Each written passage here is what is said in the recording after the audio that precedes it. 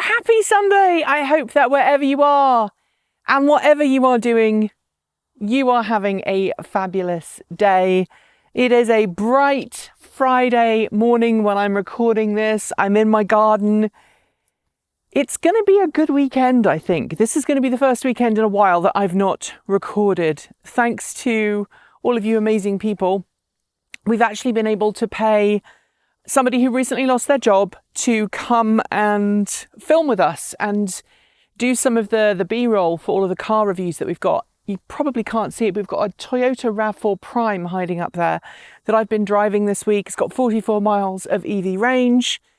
And I'm proud to say, even though I've probably driven about 250 miles this week, I haven't turned the engine on once. I suspect that will change when the camera person takes it out. He's going to go and find some pretty places to do the interior shots. But nevertheless, much better than the XC90 that we had last week, which was definitely limited in its all-electric range. But what I want to talk to you about today is something that has been noodling around in my head for a while. And in the age of COVID, we've got used to buying everything online, right? Thank you very much, says the rooster. We have been used to buying everything online, whether it be through Amazon or through independent retailers. We've got used to opening a web browser and clicking on a product and clicking order and having it arrive at our house, either through the postal service or through a courier company. And I want to know, when you're ordering something online, if you give any thought to where that product has come from, i.e. where it was made, where it was originally from, and whether that influences what you're buying and when you're buying it. The same thing is true, obviously, when you're buying fruits and vegetables. Now, my potatoes right here, they're local. I bought the seed potatoes from a local garden centre. They obtained the seed potatoes from somewhere a little bit further north, about, 500 miles further north in Canada. But all of the other seeds are local. I try and buy all of my seeds from a local seed specialist up in Washington State. And when I'm at the store, I'm more likely to spend more money buying something that I know came from somewhere local. So, for example, if we buy any meat, which we do occasionally, we will buy that from a local farm that we know is going to have a pretty low carbon footprint and is not a big factory farm. We buy our milk locally, and we're willing to pay more money for that. Now, I've talked about slow food on the channel before, so I'm not going to reiterate the slow food conversation. But I am curious as to if you, when you're buying stuff online, look as to where the shop is based. So a good example is camera gear. There are lots of different camera shops around the world. And sometimes, you can buy camera gear from somewhere out east. There's a very, very famous camera shop in New York City.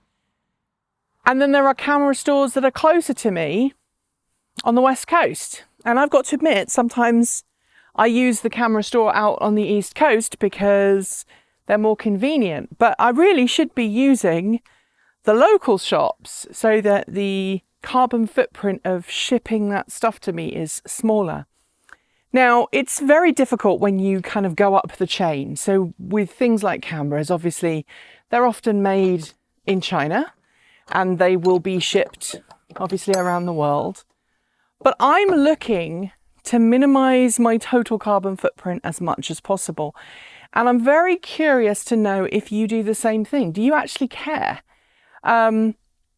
I don't think many people do, but obviously I do try, wherever possible, to buy things from a local company, locally manufactured.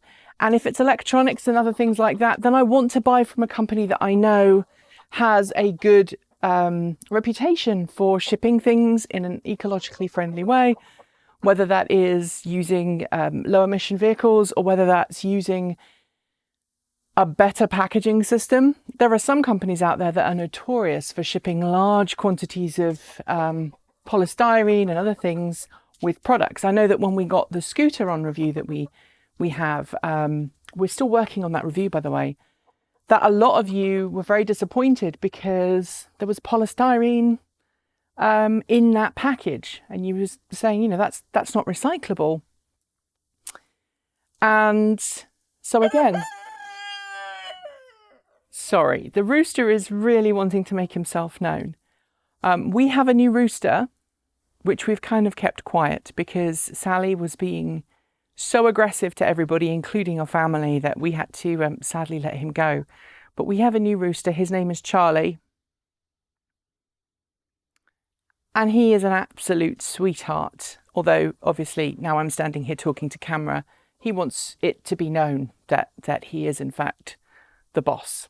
Anyway, let me know in the comments below what your relationship to shipping things is. Do you intentionally try and buy from local shops? Do you try, when you're in the store, to buy products that are made locally, even if they're slightly more expensive than products that might be made in a different part of the country? I'd love to know. I don't know how easy it is to figure out the shipping cost of things like this, and I sometimes feel like we're in the dark a little bit, but I would love to know your thoughts. So leave them in the comments below. Thanks to the folks on my right and Charlie, who is standing at the door demanding some bread. Thank you to the folks on my right for being our patron supporters. Without you guys, we just wouldn't be able to do what we do. It has been a lot easier having more people on the staff so that we can make more videos. Some of the footage that we've captured for the last 2 car reviews we've done is truly astonishing. I really love it. I'm not very gifted when it comes to camera work, but the people I've been working with are. So we have a review that's coming out today for the Ford Mustang Mach-E. It is nearly an hour long, so make sure you watch it. Put your feet up, have a cup of tea, watch it. I really enjoyed making that review. The camera work in that one is so-so.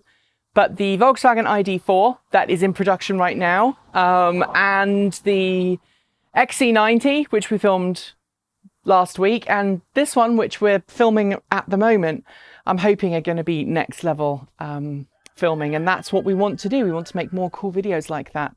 Anyway, that's enough from me. I'm going to go and carry on with my work. Enjoy the rest of your weekend. Keep evolving.